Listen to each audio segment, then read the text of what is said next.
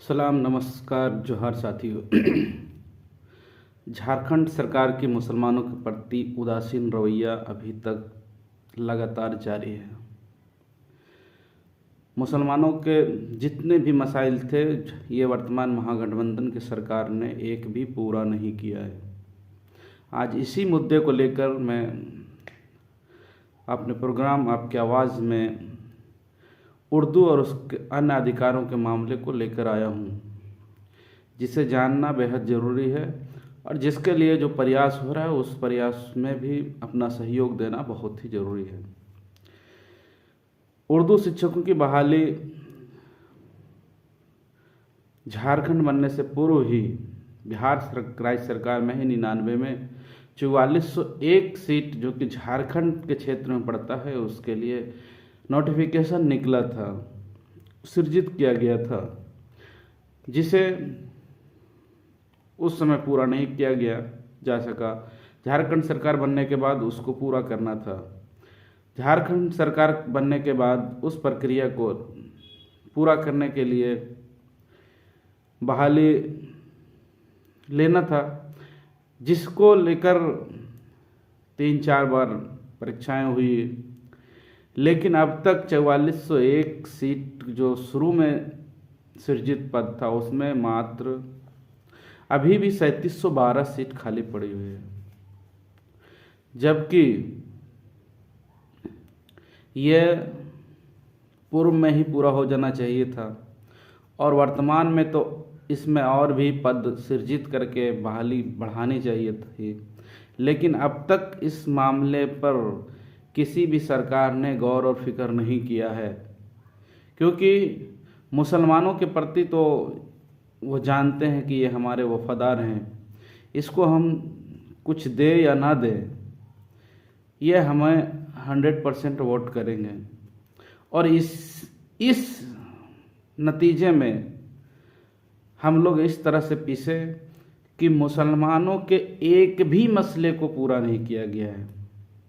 अगर कोई किसी को पता होगा कि मुसलमानों के जो मसाइल हैं, अगर उनमें से कोई पूरा हुआ हो तो आप हमें निस्संदेह बता सकते हैं। सिर्फ एक अल्पसंख्यक आयोग का गठन किया है, जिसे अभी तक पूरी तरीके से फील्ड में नहीं लाया गया है, सिर्फ बना दिया गया है और नामित कर दिया गया है। और बाकी जितने भी मसाइल हैं, झारखंड सरकार उन सारे मसाइल को हल करने में असफल रही है। इसी तरह से उर्दू शिक्षकों की बहाली को लेकर जो पद खाली है पूर्व से 2000 से, जब से झारखंड बनी है तब से खाली है, उसको लेकर 28 नवंबर 2023 को विधानसभा घेराव का कार्यक्रम भी रखा गया है। निस्संदेह अगर इन मांगों को पूरा नहीं किया जा सकता है, अगर 24 के चुनाव से पहले तो यही जेएमएम और कांग्रेस सरकार के लिए सबसे बड़ी मुसीबत बन सकती है, क्योंकि मुसलमान भी अब चुप रहने वाला नहीं है। मुसलमान भी अब अपने मसाइल को समझने लगे हैं, मुसलमान भी अपने अधिकार को समझने लगे हैं और ये लगातार अब यहाँ से शुरू हुआ है। अगर जितने मसाइल हैं, अगर उसे पूरा नहीं किया जाएगा तो निस्संदेह मुसलमान धीरे धीरे, जो मुसलमानों को ये अपना बंधुआ वोटर समझ रखे हैं, वो कहीं ना कहीं इससे आगे निकलने का प्रयास करेंगे। इसलिए हेमंत सोरेन को चाहिए कि जितना जल्दी से जल्दी हो सके वो इन सारे चीज़ों को पूरा करने का प्रयास करे। मॉब लिंचिंग का कानून का आप देख चुके हैं, ये बहाना बना रहे हैं कि नहीं वो राज्यपाल ने वापस लौटा दिया। वापस क्यों लौटा दिया? क्या तुम्हारे पास उतने औकात नहीं है कि उस लेवल का आप IAS ऑफिसर, उस लेवल का आप एक कानूनी सलाहकार रख सके जो उसको आपको बनाने में मदद कर सके, जो वहाँ से लौट कर नहीं आवे?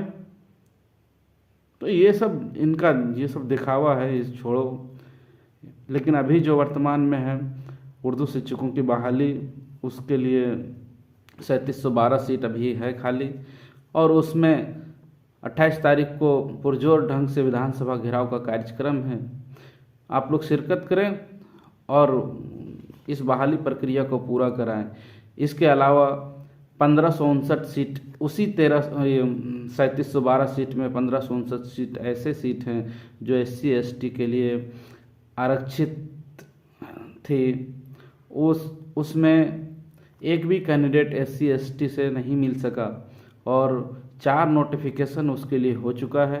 और 4 नोटिफिकेशन के बाद जो 3 नोटिफिकेशन के बाद रूल है कि उसे सामान्य कोटे या अदर जो भी रिजर्वेशन कोटे है OBC है उससे पूरा किया जाना चाहिए, उसको भी अभी तक इन्होंने नहीं किया है। उसे भी अब SC ST का 3 नोटिफिकेशन तक अगर कैंडिडेट नहीं मिला तो उसे OBC और एवं सामान्य वर्ग से उसे भी भरा जाना चाहिए, क्योंकि इससे हमारे जो उर्दू की शिक्षा है उसमें कहीं ना कहीं बहुत बड़ा बाधा बन रही है।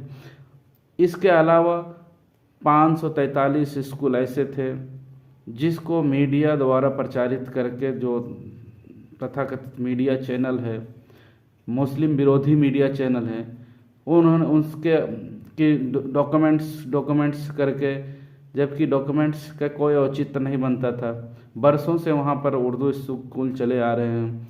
वैसे स्कूलों को जिसको इन्होंने बंद कर दिया है, वो ये वहाँ पर जुमा के छुट्टी को रविवार कर दिया है और उर्दू स्कूल का बोर्ड उतार दिया है। वैसे स्कूलों को फिर से बहाल किया जाए और जो भी अभी सीटें खाली हैं उसे इंटरमीडिएट और स्नातक प्रशिक्षित जो हैं उसको लेकर जल्द से जल्द भरना चाहिए। और अगर नहीं भरा जाता है तो ये 24 के लिए मुश्किल वाली बात होगी। इसके अलावा अभी हाई स्कूल जो हमारे यहाँ लगभग 635 +2 विद्यालय हैं, जिसमें सिर्फ 92 शिक्षक उर्दू के हैं। वैसे जगहों पर हर एक स्कूल में उर्दू शिक्षकों की बहाली हो, हर एक +2 स्कूलों में उर्दू शिक्षक की बहाली सुनिश्चित किया जाए, जिससे जो हमारे द्वितीय राजभाषा है, ऐसा भी नहीं है कि ज़बरदस्ती इसको लेकर कोई कुछ हो रहा है। हमारा उर्दू द्वितीय राजभाषा है, लेकिन इसे इतना बुरी तरीके से समाप्त करने का कोशिश हो रहा है, जिससे लेकर मुसलमान थोड़े से ज़रूर नाखुश हैं, और थोड़े से नहीं बहुत नाखुश हैं। अगर पूरी तरीके से मुसलमान अगर इस चीज़ों को जान गए तो निश्चित ही ये हेमंत सरकार के लिए वबाल बनने वाली है। इसलिए जितना जल्द हो सके इसको भरने का प्रयास होना चाहिए, अन्यथा 28 नवंबर से जो शुरू होगी वो अगले नवंबर दिसंबर तक जारी रहेगा और इसका परिणाम 2024 के विधानसभा चुनाव में भी नज़र आने लगेगा और नज़र आ जाएगा। और अगर नहीं पूरा हुआ जितने भी मांग है, और सारी मांग को मैं डिटेल से रखने का प्रयास करूंगा। अभी 28 नवंबर की जो प्रक्रिया है उसके लिए मैंने एक संक्षिप्त में वीडियो डालने का प्रयास किया हूं। आप उसमें भागीदारी सुनिश्चित करें और विधानसभा घेराव में अवश्य जाएं। इस बार अगर आप पीछे नहीं रहे, पीछे रह गए, पीछे नहीं पड़े, तो आपको यहाँ पर बिना कोई बोले आवाज़ उठाए कोई देने वाला नहीं है, क्योंकि ये सारे लोग जानते हैं कि मुसलमान हमें आसानी से वोट दे देते हैं, उन्हें कुछ आगे पीछे देखना नहीं है। इसलिए सजग होकर, जागृत होकर कार्यक्रम को सफल बनावें। अगर आपने एक बार इस कार्यक्रम को सफल बना दिया, निस्संदेह ही इसके बहुत बड़े परिणाम भविष्य में देखने को मिलेगा और बहुत ही फ़ायदा मिलने वाला है। आप 28 नवंबर को अवश्य जाएं। बहुत बहुत धन्यवाद।